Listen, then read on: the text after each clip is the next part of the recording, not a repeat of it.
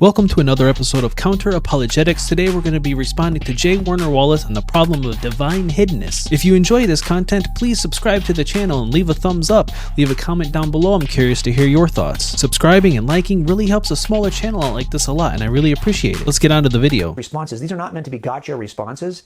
If I just say this, you're stuck. I stumped you. No. First off, J. Warner Wallace, I don't think there's anybody in the world that's less equipped to give gotcha responses that are going to stump you. Today's response is to the objection that if God exists, he wouldn't be so hidden. That's a decent way to phrase it, but more specifically, if the Christian God exists, he wouldn't be so hidden. This God, who apparently wants a personal relationship with me, might want to let me know he exists in the first place before we can have that personal relationship. It's a blasty blast having an imaginary friend, but at some point you grow out of it and you kind of need some concrete evidence that your imaginary friend isn't so imaginary. Why would he be so hidden? I mean, it sure looks like he doesn't exist. Isn't that a better inference than he's just hiding from us? When you're right, you're right.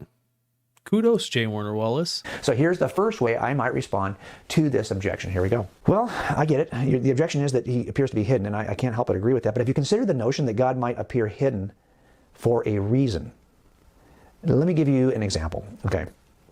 Even you and I, as mere humans, we understand the nature of true love in the sense that we know that it cannot be forced. You cannot coerce true love. I'm not quite sure what he's getting at here, but just because God lets me know he exists does not mean I have to love him.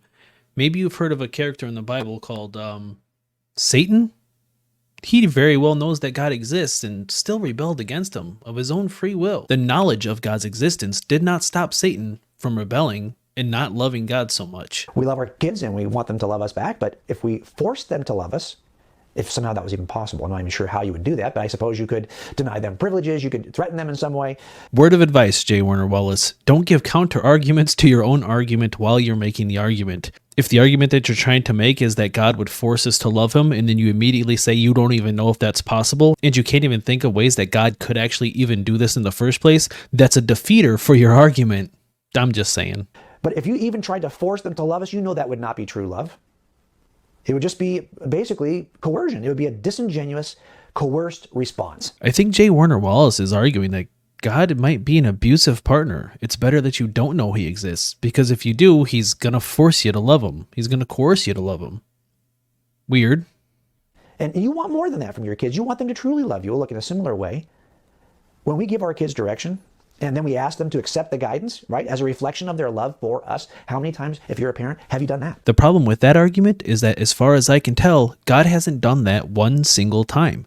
We do have a book that was written by man that nobody can figure out what it actually means. God is 100% hands-off in this relationship, unlike a parent ought be. You're going to have to, if you're like me, and I've done this a number of times, at some point you have to step away and give them the freedom to respond, or actually the freedom to rebel. I don't know exactly what age J. Warner Wallace is suggesting a parent ought do this, but what I do know is that it isn't birth. Look, if I could be in my kids' presence constantly, I bet you they would do everything I tell them to do because they'd be afraid not to, because I'm constantly in their presence. If we are ever present, then your kids just, they respond, but not because they love you. It's because you're standing there, because they know you are present, and they probably fear your negative reaction if they don't obey. This sounds like a problem that stems from poor parenting, not simply the fact that your children acknowledge your existence. Well, have you ever considered the fact that God may remain hidden, at least to some degree? I'm not saying this is the entire answer. I do appreciate the acknowledgement that God has indeed remained hidden from everyone forever. But at least this is part of the answer. He's going to remain hidden to allow us the freedom to respond, but to respond from a position of love rather than a position of fear. In other words, to respond genuinely and not to respond because we've been coerced by his presence. Once again, acknowledging God's existence does not mean that you cannot rebel against him, does not mean that you can't not love him.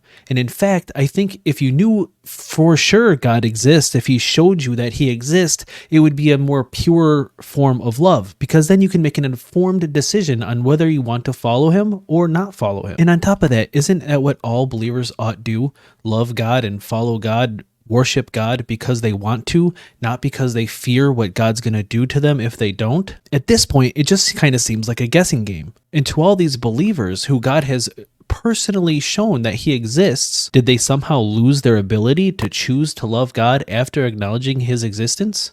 Or did he take away their choice by showing them that he does in fact exist? So this is an absolutely terrible response on the divine hiddenness problem. If God wanted me to know...